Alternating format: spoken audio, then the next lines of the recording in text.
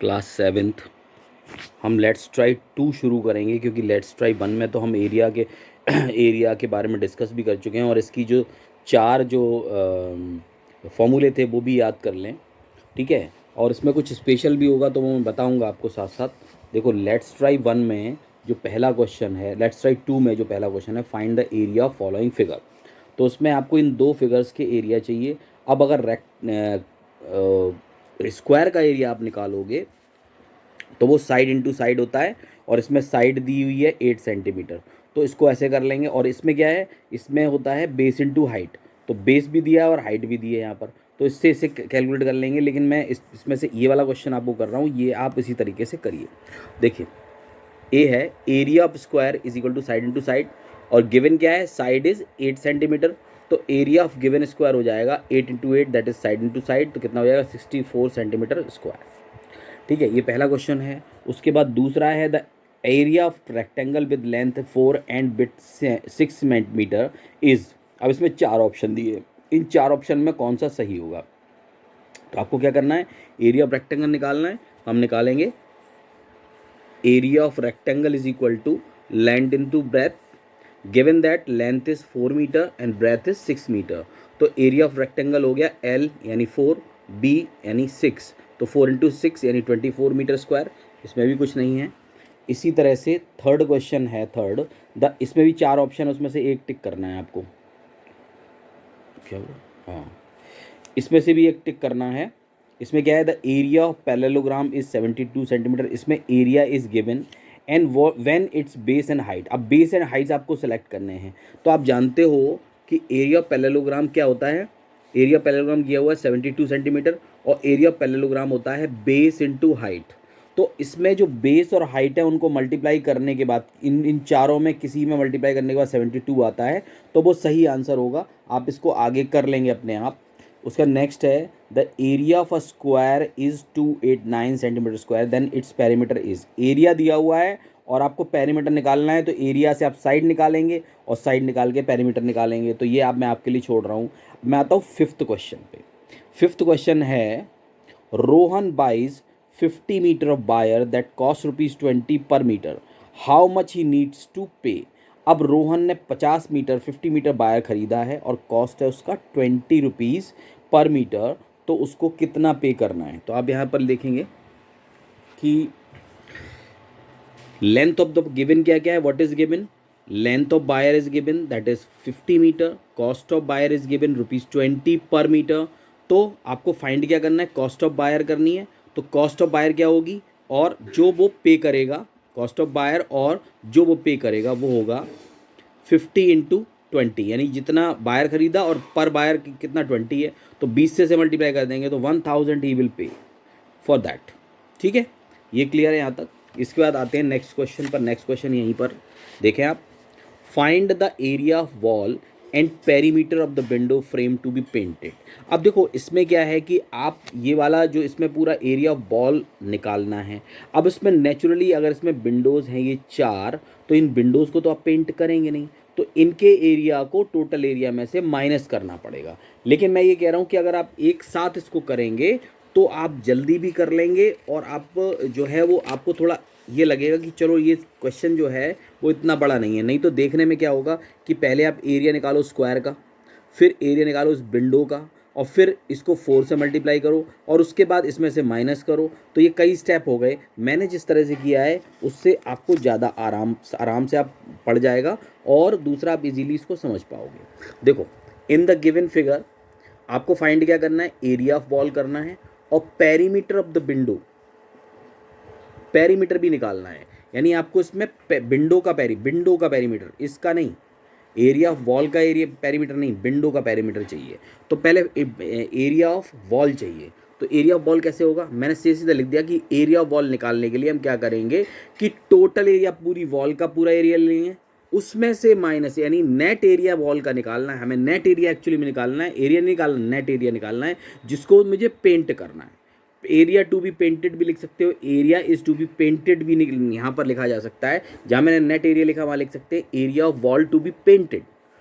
Area of wall is to be painted, जिसको paint करना है वो वाला एरिया कितना होगा, तो वो होगा एरिया ऑफ वॉल में से माइनस करेंगे एरिया ऑफ विंडो, यानी 4 विंडोज हैं तो 4 से मल्टीप्लाई कर दिया और एरिया ऑफ विंडो हो जाएगा। अब जो एरिया ऑफ वॉल होगा वो होगा side into side. In the same manner area of window भी स्क्वायर है तो ये भी साइड इंटू साइड होगा। साइड जो दी हुई है पूरे स्क्वायर बॉल की वो दी है 8 मीटर, तो ये 8 इंटू 8 हो जाएगा। और 4 के साथ में साइड इंटू साइड विंडो के लिए है तो एरिया विंडो होता है वो दिया हुआ है 2 मीटर, तो 2 इंटू 2 हो जाएगा। तो 2 2 जा 4, 4 4 जा 16 और 8 8 जा 64, तो आपके पास आ जाएगा 48 मीटर स्क्वायर। तो ये एरिया ऑफ वॉल आ गया। और इसका सेकंड वाला था कि पेरीमीटर ऑफ द विंडो चाहिए, विंडो का पेरीमीटर, जबकि विंडो की जो साइड है वो 2 मीटर दी हुई है तो 4 इंटू साइड होता है तो 4 into 2 that is 8 metre window का पेरीमीटर हो जाएगा ये। ठीक है, ये 2 ही आपको आंसर्स इसमें निकालने हैं। Now come to 7th question. ये थोड़ा समझने वाला है, इसको देखें आप कि a state cricket team is designing the rectangular flag in yellow with red stripes, है ना। तो एक उसको रेक्टेंगुलर फ्लैग डिज़ाइन करना है, क्रिकेट टीम को एक रेक्टेंगुलर फ्लैग डिज़ाइन करना है येलो विद रेड स्ट्रिप्स, यानी येलो कलर का हो और उसमें एक रेड कलर की स्ट्रिप हो। एक तो ये करना है in the shape of a parallelogram, ये शेप जो है पैरेललोग्राम की हो, and yellow with a green triangle in it, और दूसरा हमने ग्रीन ट्राइंगल बना दिया और उसमें भी येलो पेंट करना है, यानी येलो इसमें भी करना है पर रेड के साथ करना है, और इसमें भी येलो करना है लेकिन इसमें एक ट्राइंगल हो जो ग्रीन कलर का हो। ये दोनों की मेजरमेंट्स भी इन्होंने दे रखी हैं इसके अंदर, इसकी एल ये है और बी ये है, इसकी भी एल और बी दे रखी है। ये पैरेललोग्राम में शेप्ड में है और ये रेक्टेंगल है, लेकिन ये भी रेक्टेंगल भी एक पैरेललोग्राम ही होता है। ठीक है, तो find in which flag more yellow colour is used. तो पहले आप येलो कलर का एरिया यहाँ निकालोगे, फिर एरिया यहाँ निकालोगे, बस इस वाले एरिया मतलब एक एरिया में से जो बड़ा होगा उसमें से छोटा वाला एरिया माइनस करोगे तो आपको पता लग जाएगा कि कौन से फ्लैग में येलो कलर ज़्यादा यूज़ किया गया है। दूसरा, आपको टोटल येलो कलर जितना इसमें पेंट किया और जितना इसमें पेंट किया, टोटल येलो कलर का कॉस्ट निकालना है कि इस येलो कलर को करने पर कितना कॉस्ट, येलो कलर की कितनी कॉस्ट पड़ी है। तो आपको दो चीज़ें निकालनी है। अब हम इस चीज़ को लिख लेते हैं यहाँ पर, given 2 flags with yellow and the other colours, है ना। 2 फ्लैग दिए हुए हैं येलो और अदर कलर के साथ। फाइंड करना है in which flag more yellow colour is used और more area of yellow colour region, यानी येलो कलर का रीजन किस में ज़्यादा है। दूसरा, total cost of yellow colour used in both the flags, दोनों फ्लैग के अंदर जो टोटल येलो कलर का एरिया है उसको प्लस करके और उसको 12 से मल्टीप्लाई करके बताओ कि कितना कॉस्ट पड़ेगा, कॉस्ट भी निकालनी है। तो अब देखिए, area of yellow coloured region A में, ए वाले में, पहले फ्लैग में, in flag A, area of yellow coloured region, ठीक है, वो निकालेंगे कैसे।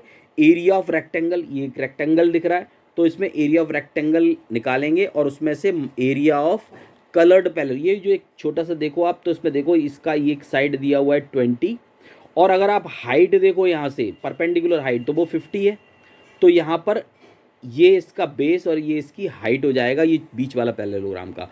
और अगर टोटल का निकालें तो L into B that is 80 into 50। तो अगर आप पूरे रेक्टेंगल का एरिया L इंटू बी से निकालें और उसमें से ये जो पैरेललोग्राम का एरिया है जिसमें कि उसकी बेस दिया हुआ है 20 और उसकी हाइट ये वाली ले सकते हैं 50, इस वाले एरिया को अगर पूरे में से माइनस करेंगे तो येलो कलर का एरिया हमें फाइंड आउट मिल जाएगा इस फर्स्ट वाले में। तो हमने ऐसे ही किया कि area of rectangle minus area of red coloured parallelogram, जो रेड कलर का पैरेललोग्राम है उसका एरिया उसमें से माइनस करेंगे। तो एरिया ऑफ रेक्टेंगल क्या होता है, L इंटू बी, इसमें L कितना दिया हुआ है 60 + 20 80 दिया हुआ है और B दिया है 50, तो हमने एरिया निकाला L इंटू बी से 60 + 20 इंटू 50। ठीक है, अच्छा, और एरिया ऑफ जो रेड कलर्ड पैरेललोग्राम है इसका बेस इंटू हाइट हो जाएगा, बेस इसका 20 हो जाएगा, हाइट हो जाएगी 50, तो हम इसे लिखेंगे 20 इंटू 50। तो यहाँ 80 इंटू 50 माइनस 20 इंटू 50, तो 8 5 जा 40, 4000 और 5 2 या 10, 1000 दैट इज 3000 सेंटीमीटर स्क्वायर। ये एरिया आ गया पहले वाले फ्लैग ए का। फ्लैग ए का निकालने के बाद अब हम जो है फ्लैग बी का निकालेंगे, area of colour in flag B. अब फ्लैग बी में क्या दिया हुआ है, देखो इसमें दिया तो पैरेललोग्राम है, लेकिन आप इसमें कंफ्यूज मत करना, रेक्टेंगल और पैरेललोग्राम दोनों ही पैरेललोग्राम ही हैं। अगर रेक्टेंगल को एल इंटू बी रख सकते हैं तो आप पैरेललोग्राम को भी एल इंटू बी रख सकते हैं, कुछ मत निकालो, बस एल इंटू बी से इसे निकाल दो, ठीक है। तो एल इंटू बी से आपको पैरेललोग्राम का एरिया मिल जाएगा, एल इंटू बी से आप एल और बी यूज़ करिए। वैसे तो बेस इंटू हाइट होता है, तो मुझे हाइट निकालनी पड़ेगी, कैलकुलेट करनी पड़ेगी, लेकिन मैं सीधा एल इंटू बी भी कर सकता हूँ, क्योंकि रेक्टेंगल भी एक पैरेललोग्राम होता है और पैरेललोग्राम का और रेक्टेंगल का एरिया एक जैसा होता है। तो आप यहाँ पर पैरेललोग्राम का एरिया जो है वो यूज़ कर सकते हो एल इंटू बी करके। आप इसको एल इंटू बी कर दें, कोई प्रॉब्लम नहीं है, ठीक है। तो एरिया पैरेललोग्राम क्या हो जाएगा, बेस इंटू हाइट, लेकिन ये एल इंटू बी भी कर सकते हैं। तो 70 इंटू 50 कितना हो जाएगा, 3500 सेंटीमीटर। उसके बाद एरिया ऑफ ट्राइंगल निकालना है मुझे, एरिया ऑफ ट्राइंगल, लेकिन एरिया ऑफ ट्राइंगल जो है वो भी 1/2 इंटू बेस इंटू हाइट होता है। इसका मतलब है ये रेक्टेंगल के एरिया का, इस पैरेललोग्राम के एरिया का आधा है। तो मैं अगर यहाँ पर बेस इंटू हाइट की जगह पर 3500 रख दूंगा तो भी कोई दिक्कत नहीं है, क्योंकि ये वाला एरिया मैंने इस पूरे पैरेललोग्राम का निकाला है। इसको यहाँ रख दिया, 2 से कैंसिल करेंगे तो 1750 इसका कर देंगे। अब ये अगर एरिया ऑफ ट्राइंगल मिल गया है तो पैरेललोग्राम के एरिया में से एरिया ऑफ ट्राइंगल माइनस कर देंगे तो आपको मिलेगा 1750 सेंटीमीटर स्क्वायर, ठीक है। तो एरिया ऑफ येलो कलर इन, अब येलो कलर का एरिया ये मिल गया, पहले वाला था 3000 और यह मिला है 1750। तो टोटल येलो कलर्ड रीजन हो जाएगा 3000 प्लस 1750, तो 4750 आपको टोटल एरिया मिल गया है। अब इसमें क्या करना है, इसमें 12 रुपीज़ से मल्टीप्लाई करेंगे तो cost of painting yellow colour जो होगी, येलो कलर की कॉस्ट आ जाएगी 57,000। तो ये इस तरह से पूरा क्वेश्चन हो गया है, ठीक है। तो ये 57,000 आ जाएगी। मैं इसके जो पिक्स है वो मैं भेज दूंगा आप, ताकि आपको कोई कन्फ्यूज़न ना हो। इसके बाद में एक क्वेश्चन 9th वाला 8th वाला मैं आपके लिए छोड़ रहा हूँ, उसके बाद मैं 10th भी आपके लिए छोड़ूंगा, 10th आप करेंगे, मैं आपको 9th क्वेश्चन करवा दे रहा हूँ, ठीक है। तो मैंने 2 ही 3 क्वेश्चन, ज़्यादा नहीं छोड़े हैं, 2-3 ही क्वेश्चन छोड़े हैं, और ये मैंने आपके लिए होमवर्क में छोड़े हैं, तो आप इनको कर लीजिए, क्योंकि इन्हें करने में ज़्यादा दिक्कत नहीं होगी। आ जाते हैं नेक्स्ट पर, कि Shilpa wants to put marble stone on triangular part and wall paper on square shaped part, तो on her home main gate. अब देखो उसका जो मेन गेट है शिल्पा का, उस होम मेन गेट पर ये इस तरह का स्ट्रक्चर है। तो उसने कहा कि एक तो ट्राइंगुलर पार्ट है और एक दीवार है, वॉल है, स्क्वायर्ड वॉल, स्क्वायर्ड है, ये स्क्वायर है, ये 12 12 12 12, ठीक है। तो अगर आप इस ट्राइंगल का एरिया निकालना चाहेंगे तो यहाँ पर ये हाइट दी हुई है 18 और ये दी हुई है 12, तो इतना हो जाएगा 6, और बेस दिया हुआ है कितना, बेस 12 भी दिया हुआ है, क्योंकि चारों सब 12 भी हैं, तो ये 12 बेस हो गया और 6 हो गया इसकी हाइट। तो आप आसानी से इसका एरिया निकाल सकते हैं। लेकिन यहाँ करना क्या है भाई, ये कह रहे हैं कि जो शिल्पा है वो ट्रायंगुलर पार्ट पर स्टोन लगवाना चाहती, मार्बल स्टोन लगवाना चाहती है, और जो स्क्वायर्ड पार्ट है उसमें वो एक बॉल पेपर यूज़ करना चाहती, बॉल पेपर लगाना चाहती है। लेकिन आप इसको जब निकालेंगे तो ध्यान रखेंगे कि यहाँ खिड़की है, तो इस खिड़की पर 1/1 की जो खिड़की है इस पर तो लगेगा नहीं, तो आप टोटल एरिया में से इसको माइनस कर देंगे। ऐसी तरह से वॉल का जो एरिया निकालेंगे उसमें विंडो का एरिया भी माइनस कर देंगे, तो आपके पास दोनों एरिया पहले आ जाएंगे। उसके बाद ये कह रहे हैं कि कई बेंडर हैं जिनसे उसने बात की कि मार्बल क्या रेट पड़ेगी, वॉलपेपर क्या रेट पड़ेगा, तो उन्होंने अपने अपने रेट्स बताए हैं। इन रेट्स से आप इनके एरिया को मल्टीप्लाई करके ये देखो कि किसकी कीमत सबसे कम पड़ रही है, कौन सा बेंडर सबसे चीपेस्ट पड़ रहा है, वो आपको बताना है कि कॉस्ट जो होती है वो कि कौन से बेंडर की सस्ती पड़ेगी। हालांकि जो मैंने इसमें एक आंसर शीट है उसमें देखा था, तो उसमें आंसर इसमें अलग आ रहा है, लेकिन ये आंसर इसमें डिफरेंट आएगा। देखो कैसे, अब ये 3 बेंडर्स हैं, तो सबसे पहले तो मुझे इस वाले का और इस वाले का एरिया चाहिए। मैं इन दोनों का एरिया पहले कैलकुलेट कर लूँगा, फिर बेंडर ए के रेट लगा के देखूंगा। फिर इसने मार्बल के और वॉलपेपर के रेट अलग दे रखे हैं, बेंडर बी ने मार्बल के और वॉलपेपर के अलग दे रखे हैं, बेंडर सी ने फ्लैट दे रखा है, चाहे मार्बल लगवाओ चाहे वॉलपेपर, आपको 95 पर मीटर स्क्वायर के हिसाब से मैं लगा के दूंगा। समझ गए? तो इन तीनों की कॉस्ट को हम जरा कैलकुलेट कर लेते हैं और फिर हमें पता लग जाएगा कि किसने पैसे कम लिए हैं, और हम वो उसी को चीपेस्ट माना जाएगा और उसी से वो अपना वर्क करवाएगा। ठीक है, देखते हैं जरा।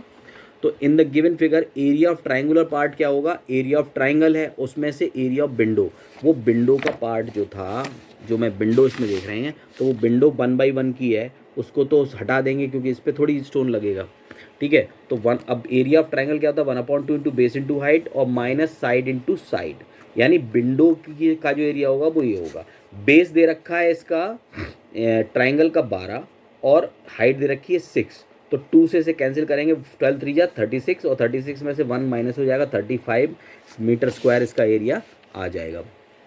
फिर हम area of square shaped part का करेंगे, तो उसमें एरिया ऑफ स्क्वायर, पूरा स्क्वायर का एरिया, और उसमें से area of rectangular window minus हो जाएगा, एरिया ऑफ स्क्वायर हो जाएगा 12 इंटू 12, वो हमने लिख दिया, और एरिया ऑफ विंडो क्या है 3 इंटू 1, तो 3 इंटू 1 कर दिया।